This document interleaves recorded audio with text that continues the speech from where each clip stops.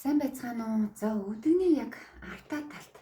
За яг энд ийм зарим үед ийм зөөлхөн тэ ийм бомгор ийм одоо бий болчихсон ч гэдэг ч юм уу тэ уйлах хаашиг юм. За бүр заримдаа бүр томроод ингээд бүр мэдрэгддэг гадна талд маань.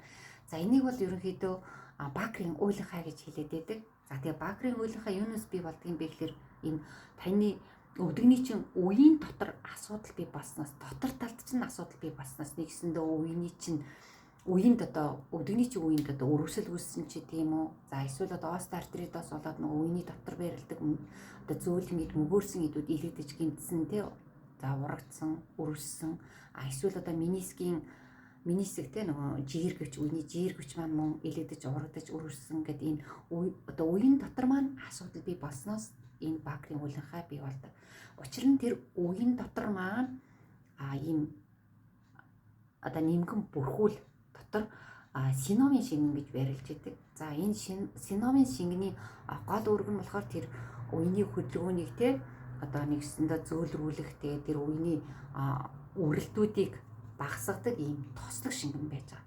За энэ шингэн маань болохоор тэр синовын бүрхүүл бол одоо нэгсэндээ тэрийг үйлдвэрлэж яадаг. Тэгэхээр энэ өвдөгний дотор талд үеийн дотор маань асуудал бий болсноос болоод тэр синовын шингэн ихээр хуримтлагдаад за ингээд тэр артаа талд маань тэр бакрийн уйланхай буюу тэр нөгөө синовын шингэн маань тэнд хуримтлагдаад ийм одоо асуудал үүсгээд байгаа.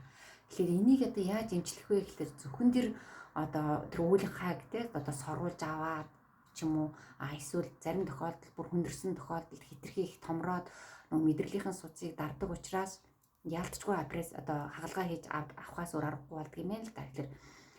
Тэгэхээр хийгээд бол ерөнхийдөө бол зүгээр эмчилж байгаа гэсэн үг биш ээ. Хамгийн гол нь тэр энэ үеийнхээ дотор талд байгаа тэр асуудлыг нь эмчлээд өгөх юм бол тэр бакрийн шингэн гэдэг маань өөрөө угаасаа багасаад ингээд байхгүй болдоо гэсэн. Баг зэргийн байх юм бол угаасаа хүний бие өөрөө тэрийг шимэгдээд ингээд гадагшлуулцдаг.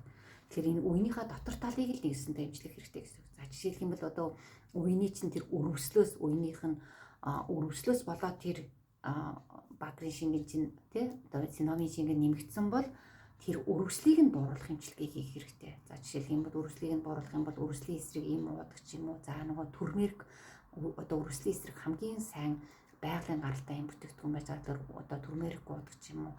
Бүр их өндөрсөн тохиолдолд бол кортикостероидын төрлийн нэгсэнд өрөвслийн эсрэг үйлчлэгээтэй тийм тариаг одоо ерөөлж хийдэг.